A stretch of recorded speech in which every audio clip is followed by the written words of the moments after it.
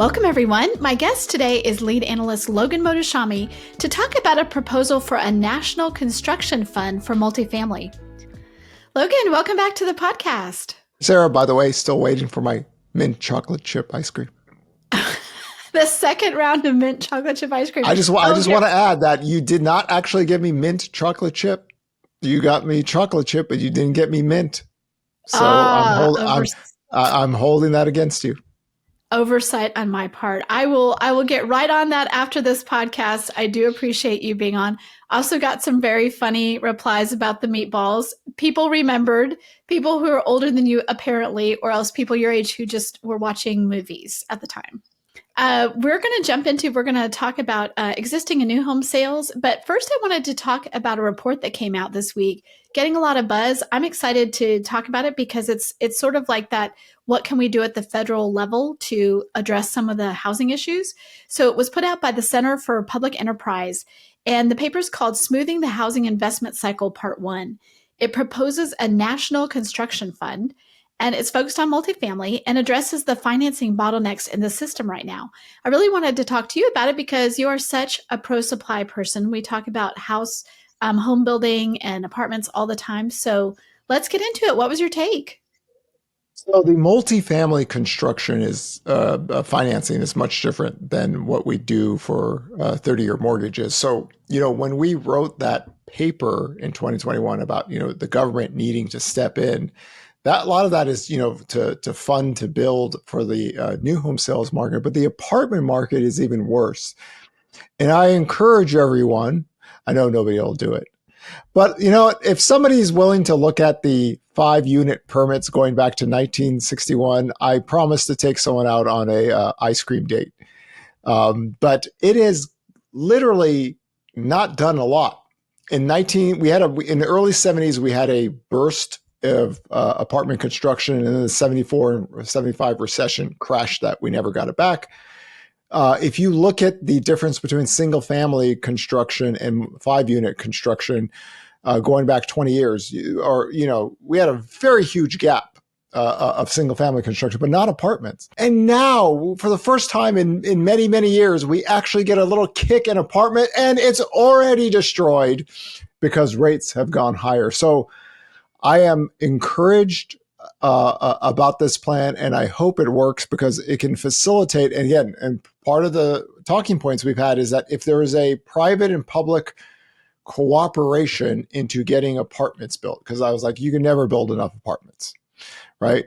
So again, the best way to defeat inflation is supply, rent inflation, and building apartments is the one way to do it. So I am all for it. The only concern I had is if there is a Freddie Fannie, if they get out of conservatorship, does it change it? I know the gentleman talked about that. He doesn't believe that'll be the case, but anything to get 5-unit construction, because the problem we have here is that we have all these permit plans in place, and now the construction is not even there. So a lot of people think that we're going to build all those, permits that we had during the run-up on apartment construction. No, I mean, the cost of financing is just not there. So very encouraged about something like this. So I hope it gets some legs. Again, having a good idea and getting it done are two different things.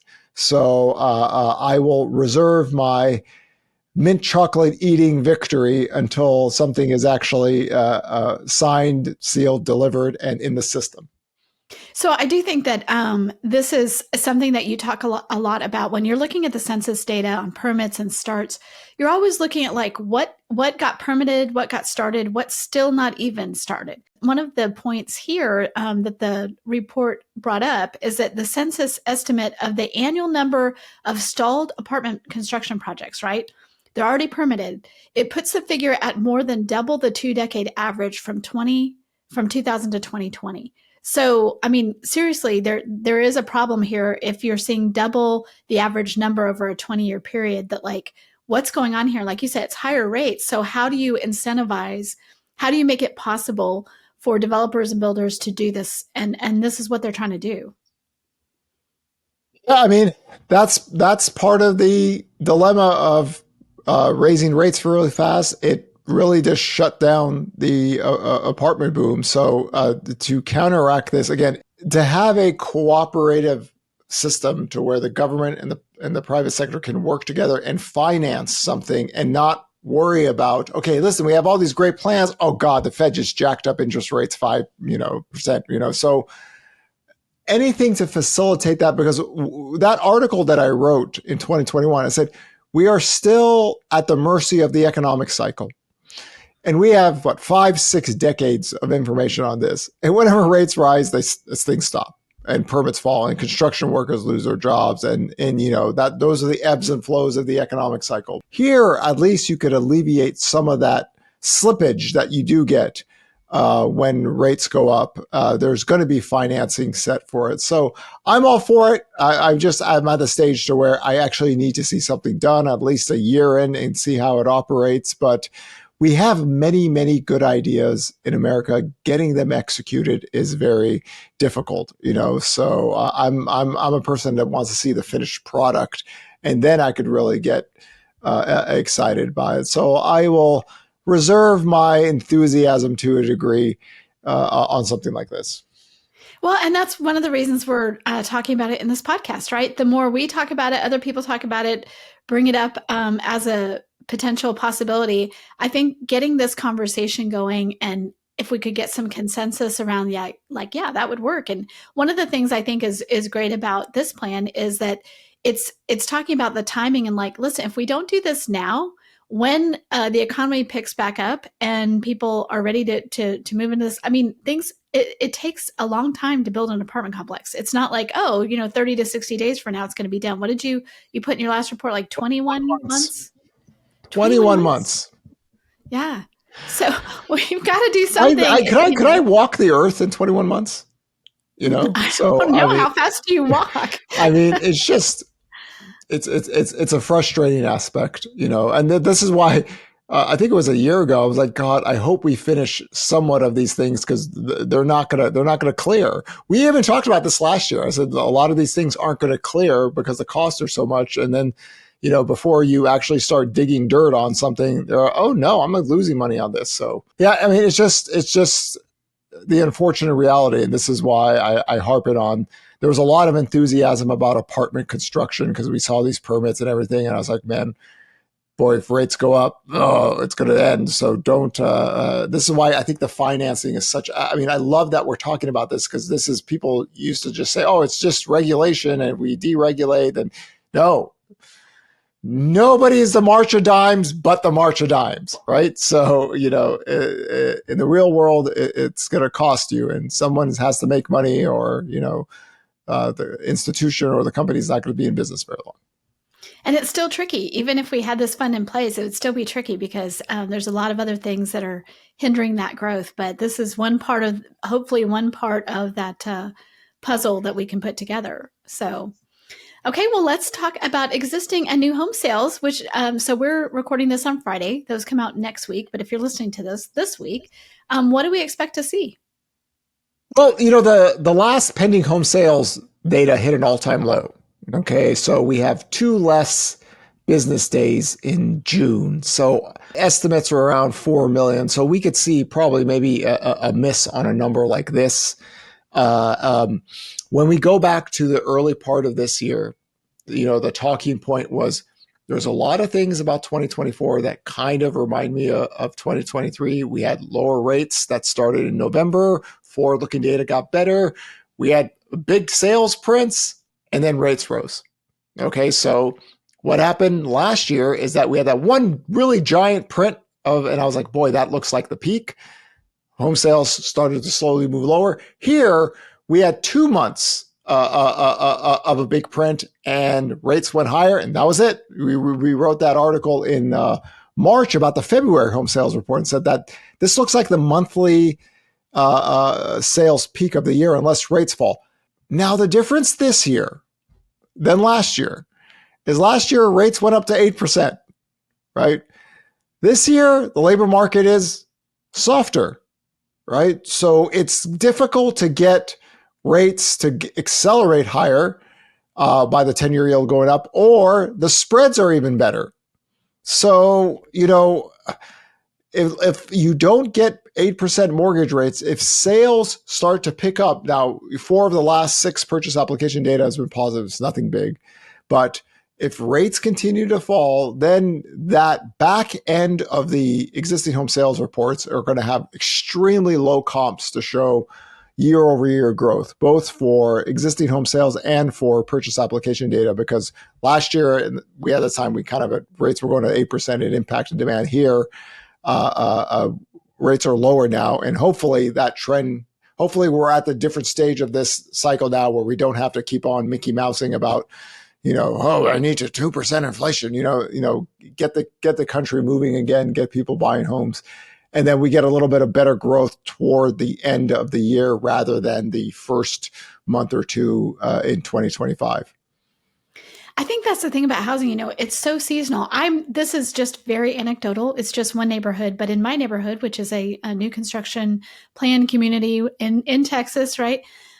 There has just been a whole bunch of listings pop up over the last 2 weeks. Like, because I bought a house pretty recently here. And so, I'm always watching, and I'm just like amazed at how many listings are. And I think to myself, it feels like these people have kind of missed the window. I mean, 2 weeks ago is like, the beginning of July, and we would normally have thought we would see that kind of, activity in the spring. There, I'm going to disagree with you on one basis only. Do it. This is the period in time where new listings data actually peaks. So Okay. it's very seasonal. You are absolutely 100% correct. So the new listings data is very low toward the end of the year and in the start of the year.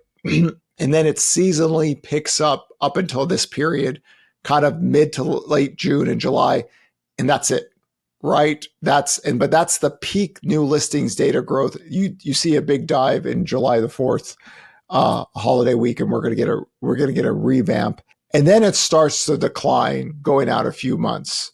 So what you're seeing is actually very traditional new listings behavior that's been here for decades.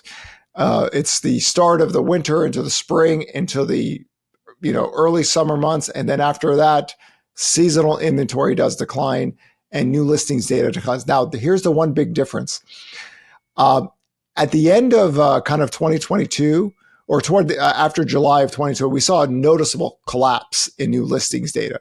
More than abnormal. So sellers were pulling back out. But that if the rates are high, the active inventory can actually grow. So you're not getting a lot of new homes coming into the market, but you are having to deal with the homes that are available. So you can have, like what we saw last year. Last year, new listings data was seasonal decline, but active inventory kept on growing all the way to the fall, because mortgage rates went up to 8% and demand slowed down. Existing home sales went underneath 4 million. We had a couple of prints under 4 million. So you could have active inventory still be growing while new listings data is in the seasonal decline. And when I mean seasonal declines, there's still homes coming onto the market. They're just a lot less than the seasonal peak. So your observation is actually 100% correct. This is like the peak period of time. And then it goes. And a really weird housing fact that not a lot of people know, in the last 10 years, our highest monthly sales prints usually come in the winter, not in the spring or summer. I know it's weird. It happened in the previous decade, and it's happened kind of again recently. There's some really quirks into housing data with purchase application data post-COVID that is not kind of been normal, and there's reasons for it every single year. We've had podcasts that talked about this, the COVID-19 recovery demand. We had a very abnormal push in total mortgage volume toward the end of 2021. So we had very low comps to work with, and rates all of a sudden went lower at the end of 2022, and mortgage demand picked up. So this is why we always stress you have to track the weekly data, because things can change, very quickly. And our weekly data is months ahead of the existing home sales report, right? So it's just not going to, by the time you see the report, if you're following our tracker, you're already well ahead. And this is why we emphasize tracking current and forward-looking data so you don't get behind the curve out there. And that people saw that in in June of 2023. By the time June, July came, home prices hit all-time highs again. Home sales weren't crashing like they were anymore. And all of a sudden, it was like 6-7 months after we talked about, hey, everyone keep an eye on after November 9th, 2022. If the forward data gets better, you go with it. Nobody went with it except for HousingWire readers. And then all of a sudden it's like, what happened? So observation that you did is very correct, but this is usually the seasonal peak. And then we start to see the seasonal decline in the second half of 2024.